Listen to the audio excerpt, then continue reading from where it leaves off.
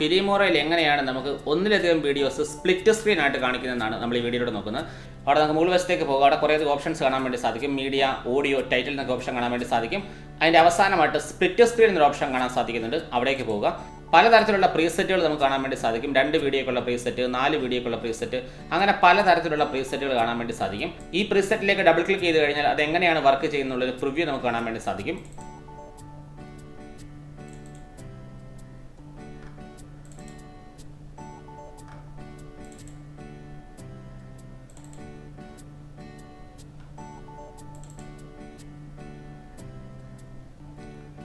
അങ്ങനെ നമുക്ക് ഇഷ്ടപ്പെട്ടത് നമുക്ക് ഇഷ്ടാനുസരണം സെലക്ട് ചെയ്യാൻ വേണ്ടി സാധിക്കും. ഞാൻ ആദ്യമായിട്ട് ഈ 2 വീഡിയോയുടെ പ്രീസെറ്റ് ഇവിടേക്ക് വലിച്ചിടാം. അതിനുശേഷം എത്രമാത്രം ലെങ്ത്തിനാണ് നമുക്കത് ആവശ്യമുള്ളത് അത്രയും ലെങ്ത്തിലേക്ക് ഇത് വലിച്ചിടുക.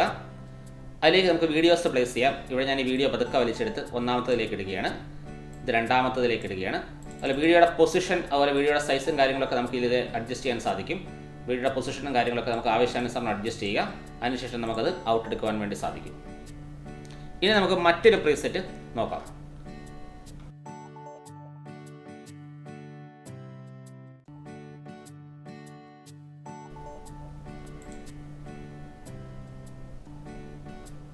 ഇപ്പോൾ ആ പ്രീസെറ്റ് വർക്ക് ആകുന്നതായിട്ട് നമുക്ക് കാണാൻ വേണ്ടി സാധിക്കും.